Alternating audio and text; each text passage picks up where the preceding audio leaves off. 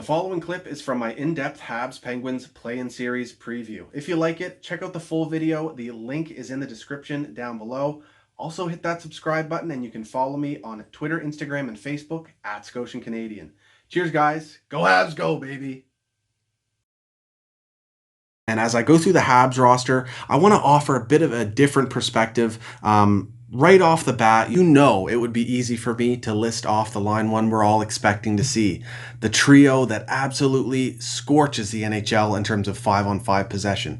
And that's Thomas Tatar, Phil Danault, and Brendan Gallagher. But I want to present something different here, and I really think the Habs need to spread out their skill in terms of offense and defense if they really want to match up against the Pittsburgh Penguins' top six. So that's why I would slot Jonathan Drouin up on the left wing, which allows us to put Tatar down on the second line.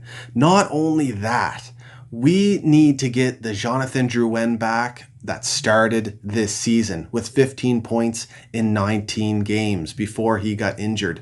If we want to beat the Pittsburgh Penguins, and if we want Jonathan Drouin to be an impact player for us moving forward, we need to get his game back on track right away. He's fully healthy again. There should be no excuses for him to be putting up points at the elite quality that we were hoping for when we acquired him for Mikhail Sergachev. And I think to jumpstart him, you got to give him good line mates. You got to give him minutes. And that's why I have him lined up there on the left of Danault and Gallagher. Danault, who covers a lot of ice and had 13 goals and 34 assists this year for 47 points in 71 games. He also added a very physical element to his game as well, Phil Danault, putting up 119 hits.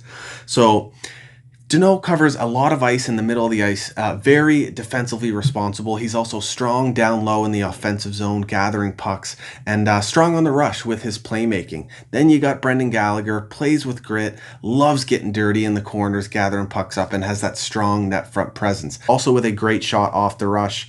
I really think this line can complement each other really well. Phil Danault and Brendan Gallagher offer you a style of play that Drouin doesn't necessarily play. Drouin's more of a flashy guy with offensive skill. He's got a great shot when he uses it. Also a very sneaky playmaker. He's a solid skater and moves great laterally up the ice once he gets moving. And if it doesn't work out with Drouin up there on that line, you put Tatar back up there and you get exactly what you're expecting to out of that trio. That brings me down to the Hab second line. I got Nick Suzuki lined up at center. He had a solid rookie season for us this year. He has potentially elite level offensive skill. Also a very strong 200-foot player, very aware, reads the game well, and is great at sneakishly taking the puck away from guys. All he is lacking is experience at this point and just filling out and maturing as a player. He had 13 goals and 28 assists for 41 points in 71 games. So you line him up at center because you know what? I think just in general, the opportunity the Habs have here to participate in the NHL's return to play is massive, and you cannot take it for granted. I think GM Marc Bergevin and Coach Claude Julien should really put an emphasis on player development, especially with the young core of players that is going to be with us for the foreseeable future, and that is a guy like Nick Suzuki. So I think he needs to have a very prominent role in this series and potential playoff run if we happen to get past the Penguins. We got Nick Suzuki lined up with Thomas Tatar on his left and Yoel Armia on his right. Nick Suzuki and Thomas Tatar played off and on together this season on the power play, and they ended up on the same line a few different times and had immediate chemistry. Nick Suzuki did really well feeding east-west passes over to Thomas Tatar, who has some really strong finishing ability, especially with the one-timers and the quick release wrist shots. 22 goals and 39 assists for 61 points for him in just 68 games played. Career year this year for Thomas Tatar. These two being paired back up together could really work. Not only that, Thomas Tatar is responsible defensively. So is Nick Suzuki, despite being inexperienced in the NHL. So that could really work as well. And to back them up with Yoel Armia on the right to kind of to cover that physical edge of the game. Yoel Armia with 146 hits for us this season. He can also flash some nasty hands from time to time in tight and can finish quite well in the slot as well, as he showed, putting up 16 goals this year for Yoel Armia. Very impressive season for him. The most goals he's had so far in one NHL season. That brings us to the third line, and I have Max Domi lined up here at center. Now, there are a lot of questions surrounding Max Domi, whether or not he will play. I'm sure, as many of you know, he is a type 1 diabetic. He was born with it, and diabetes is one of the main risk factors in getting a severe COVID illness. So recently, Max and the team agreed to wait an additional 5 to 10 days before Max makes the decision, or the team makes a decision, whether or not he will play. Now, I have a sneaking suspicion that he will play. That's just my own feel of the situation. I'm thinking that the additional 5 to 10 days here is just for the team to try and get their facilities completely COVID-free. There's rumors going around that a few Habs players may have tested positive for the coronavirus. So you definitely do not want Max Domi around in the building if that is possibly circulating. So wait it out another few days, then a decision will be made. And maybe the 5 to 10 days could be the team may have already told him they don't want him to play, or that he shouldn't play, and maybe Max Domi is looking for that second opinion, or they could just be trying to figure it out. But at the end of the day, whatever is decided by Max or by the team, but especially by Max, if he decides to opt out, Habs fans have to accept that and be respectful of that. Health comes first. At the end of the day, it's just hockey, and you should definitely put your health and your career ahead of a Stanley Cup run, especially considering the circumstances and his health factors going into this situation. But to get back to the lines, I have Max Domi lined up at center. We're going to assume he's playing. I have him lined up at center with Kotkaniemi on his left wing, because I think on this line, Max Domi and Kotkaniemi could share the center responsibilities. However, you probably want Domi taking that face-off. Not that he is overly good in the face-off dot. Domi was just 48%, but Kotkaniemi has really struggled in the face-off dot so far in his NHL career, which is totally normal. He's a young guy. That usually comes with experience, but I'd say you'd want Domi taking the face-offs there, and then have Kotkaniemi on the left. Now, Domi did really struggle this year after lighting the lamp in his first season with the Habs, getting 72 points.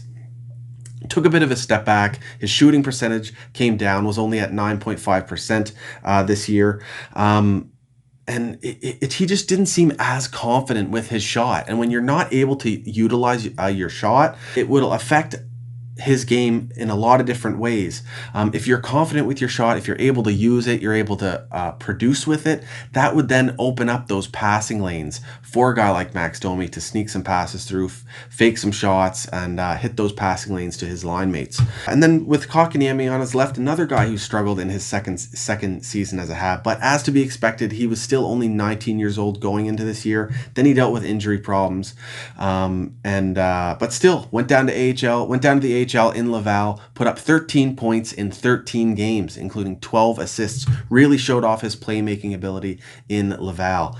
I absolutely love Kotkaniemi as a prospect. I've compared him to Ryan Getzlaf in the past, and I'll do that again. Kotkaniemi plays with a low center of gravity. He uses his edge work and just his ability to glide to open up passing lanes, and he'll exploit them. He also has no qualms getting into the corners, getting physical, despite not being physical in nature yet. He hasn't filled out. Mind you, ever since the NHL has stopped, recent pictures of Kotkaniemi looks like he has bulked up significantly, so it'll be interesting to see if that translates onto the ice. I'm really curious to get a very good look at Kotkaniemi in training camp and in this play-in series. And then on the right of Kotkaniemi and Domi, I have Paul Byron. It is great to see Paul Byron healthy and able to get back into the lineup. It seems that whenever he is out of the lineup, the Habs in general struggle. He's only a 35 to 40 or so point scorer. Mind you, a fairly consistent 20 goal scorer at this point, but it just seems when he's out of the lineup, the Habs struggle, and I really think that has to do with the pace he plays at. Any line he's on, he plays at such a high pace. He's always moving his feet, not just the speed that he has, but the pace, and it's contagious throughout his whole line. So I feel like we'll see that again. And Paul Byron and Domi played together in the past in Max Domi's first year with the Habs. It'd be good to get that connection going again. And Kotkaniemi spent some time with Byron in his first year too. So there's already some comfort there with all of these line mates. So I really think that could work as a line as well. Then we move down to the fourth line and we have Jake Evans, who had a 52% face-off percentage in his first 13 games played with the Habs. And now that we do not have Nate Thompson on our roster, I feel like Jake Evans with that right-handed shot will be utilized heavily if he has a good training camp and makes the main roster for the play-in series.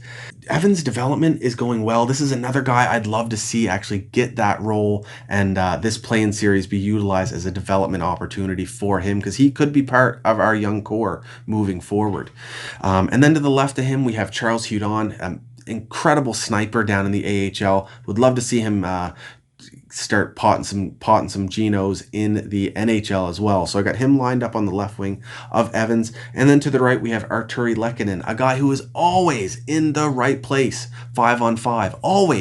Always does the right thing. He skates very well, but he just can't seem to finish. I've never seen a guy get so many scoring chances and not finish. So that's why I have him listed down there on that bottom line. But if Kotkaniemi's not working out so well on that third line, Lehkonen could easily slide up, play with Domi and Byron as well. We do have some extras on the roster that could crack the lineup as well. There's going to be quite the competition for that fourth line C spot for the play-in series, and that'll be between Wheel, Paling, and Evans, who I've already mentioned. So it'll be interesting to see how that plays out in training camp and see who wins that role. I'm leaning towards Evans winning it, but we'll have to see. You never know. It could be Paling. And Paling could find some time on the left wing too over Charles Hudon.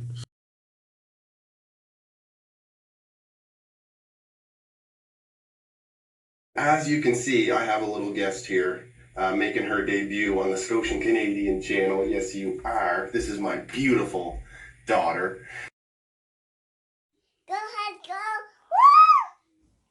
Woo!